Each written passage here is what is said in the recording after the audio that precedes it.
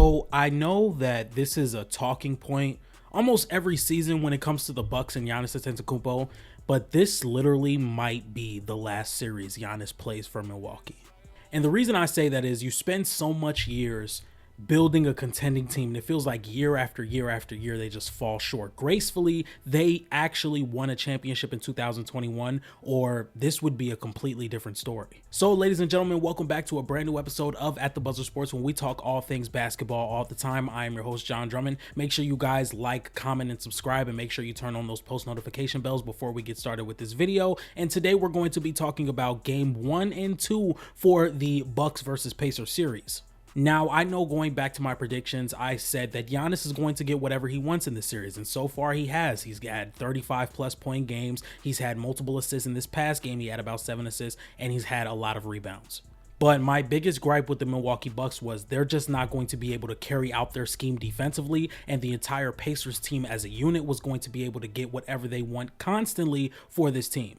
And throughout the first 2 games, that's what we've seen. I mean, the Bucks have had moments and stretches where they've looked really good offensively, but the Pacers just have gotten whatever they wanted constantly in this series. And this is something that I predicted, to where it just doesn't offset what you're giving offensively for the Bucks to what you're going to be giving up defensively with Brook Lopez on the floor.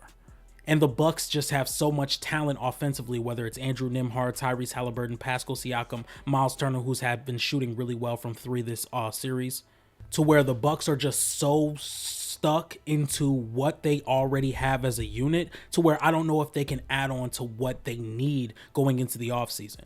This is a Bucks team that's lacking athleticism, they're lacking speed on the perimeter, they're lacking that speed that they would need to rotate on guys to really affect this Pacers offense.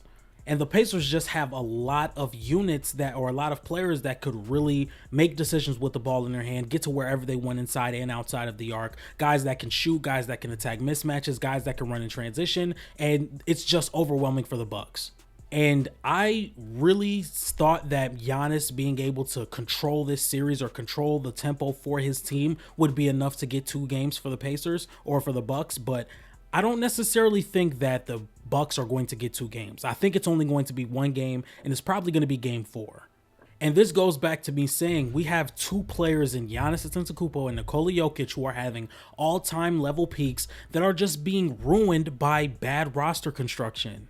And going back to this again, the Bucks just lack that speed and athleticism, and they just don't have the coaching for this team to be extremely successful come postseason. And Damian Lillard has made his return after a month of not playing basketball. Shout out to Damian Lillard, because he has overcome blood clots and has made it back to the playoffs when his team really needed him. But this game was just not good for him. He had a couple of pull-up threes that were really good. He had a drive on Andrew Nembhard that I think was really good. But I just don't know what you're going to be able to do defensively, especially if Brook Lopez is going to be playing all those minutes. I've seen a lot of people talking about Giannis playing 5-man minutes and that being a lineup that teams can go to, or you just running a front court with Bobby Portis, Giannis Atetokounmpo, and Kyle Kuzma that could be effective defensively, and you put Taurean Prince and Gary Trent next to them, so you have shooters next to Giannis, and you can let Giannis really be the point on that lineup. And I truly think that would be a lineup that could be effective. You could have some really good minutes defensively and offensively for the Bucks, but once again, this is just not a lineup that's been gone to. And this was a concern I had coming in. The Bucks are a team that are really slow on the perimeter. They don't make the rotations, and the Pacers are just going to get open 3 after open 3 after open 3. Not even a full minute into this game, look at where Brook Lopez is. Everybody take a look at where Brook Lopez is. He's out on the perimeter against Andrew Nembhard. This is something that the Pacers could have really attacked, because I said this in my video about 5 players that are going to be very pivotal to what their teams are trying to do in the playoffs, and that's Andrew Nembhard. Andrew Nembhard has an ability to get wherever he wants inside of the arc with his ball handling and his mid-range shooting ability. So this is why I'm not surprised that he's really playing well in the postseason, because this is a matchup that favors Andrew Nembhard. Now, let's talk about how they're just going to immediately get the switch that they want, which is Pascal Siakam on Taurean Prince. They're going to set the screen for Tyrese Halliburton, and how good of a pull-up shooter Tyrese Halliburton is, they're going to send 2 to the ball, causing Taurean Prince here to rotate on Pascal Siakam, getting the mismatch that they want.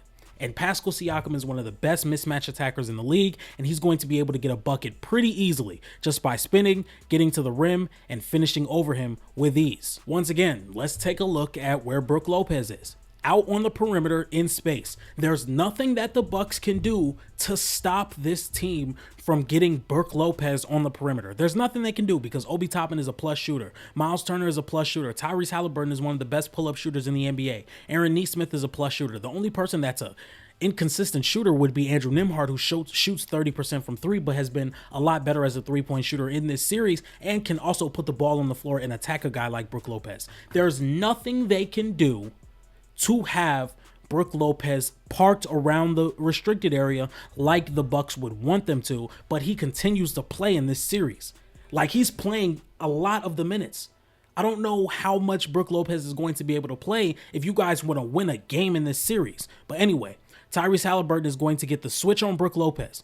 Taurean Prince is going to have to stay connected to a roller in Aaron Nesmith because Tyrese Halliburton is one of the best decision makers and passers in the NBA. So therefore, you have to concede a look to where Tyrese Halliburton is going to get Brook Lopez on the perimeter. And they were attacking this non-stop. So here you're going to see Tyrese Halliburton really recognizes the switch here.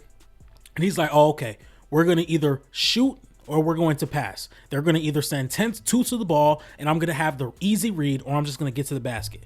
So here, he's going to get the lane, he's going to put a little finesse on it, and he's going to get the easy finish. Once again, the Pacers are just going to get whatever they want. Whatever they want. This is going to be in the entire series. So once again, Brook Lopez is out in space because what? Miles Turner is a fantastic three-point shooter at his position. Everybody say it again. Miles Turner is a great shooter at the position of the center, and him as a pick and roll or pick and pop candidate with Tyrese Halliburton is just something that Brook Lopez is not going to be able to be a part of. So Brook Lopez is already somewhere where he's not comfortable. It's like, okay, I don't want the switch on Giannis, even though they were attacking this a lot in this game, but I don't want the switch on Giannis. Let's get Brook Lopez in the action. How about this? We're going to concede the switch, and now Brook Lopez is on Tyrese Halliburton again. Something that the defense does not want, but he continues to play. The Pacers are like, as long as Brook Lopez is on the floor, we're going to continue to attack him relentlessly. Relentlessly, we're going to attack him. So what happens? Tyrese Halliburton notices the switch with Brook Lopez on him. He's like, okay, let me dance a little bit. Let me create a lane. And that's what I do. I create a lane to score. Giannis has to send help. What are we going to do? We're going to get a wide open 3 from Miles Turner, and he's going to knock it down. It's that simple. By the way, for those who do not know, Tyrese Halliburton was just voted the most overrated player in the NBA. So if you would like to get a video from me saying if Tyrese Halliburton is the most overrated player in the NBA, let me know. But other than that, this is pretty much the whole game. As long as Brook Lopez is in the game, our number one goal is to get him out in space. Even then, the Bucks just don't have the speed on the perimeter to be worrying about. Let's just take a look. Tyrese Halliburton does not have the ball. He's going to be moving off ball. He's going to reposition himself. Taurean Prince or Brook Lopez is in no man's land. He has to protect the paint here, even though there's a plus shooter in the corner in Miles Turner. He has to stay here. He has to stay here. That's the only place he's comfortable. But now you have Kuzma guarding 2. He's guarding Turner and he's guarding Halliburton. Pick your poison. Pick your poison. So Kuzma is going to sprint to Tyrese Halliburton on the closeout. Tyrese Halliburton is going to attack it. He's going to get a lane. And either you give up the layup or you're going to give up the 3. So Giannis and Brook Lopez collapsed to the point where he could have had it pass to Turner or to Nesmith. He picks Nesmith. Nesmith gets a wide open 3, and he's going to knock that down as well. And this just goes back to being so glaring. It's so glaring what the Bucks need, but they just have so little flexibility within trades or within the offseason moves to necessarily bring in what they need. And they whiffed on their draft picks. You go get Tyler Smith and you go get AJ Johnson in the draft. 2 guys that need a lot of work. One guy who played overseas and one guy that played in the G League Ignite. I really like the idea of Tyler Smith or Tyron Smith. I'm forgetting his name already. Make sure you let me know what his name is in the comment section. But you have 2 guys in this draft that you picked up that needed a lot of work, and now one of them isn't even on your team. And what makes it so much worse is Ryan Dunn was on the board. Now, Ryan Dunn isn't perfect, but he kind of fits the mold of exactly what you needed for this team. And trust me, I understand the idea of trying to go get a guy like Kyle Kuzma. 6'8", athletic, light, nice wingspan, can be solid defensively. But with Dame being out in game one and possibly needing another game or two to really get back into the groove of playoff basketball before he can be extremely valuable to this team, you kind of wish that you kept Chris Middleton around for this initial playoff offense that he's able to provide. And this is why I've been saying the Pacers have been underrated all year. I've said it on Player's Choice. I've said it on the Hoop Talk podcast with Mars Talk Sports.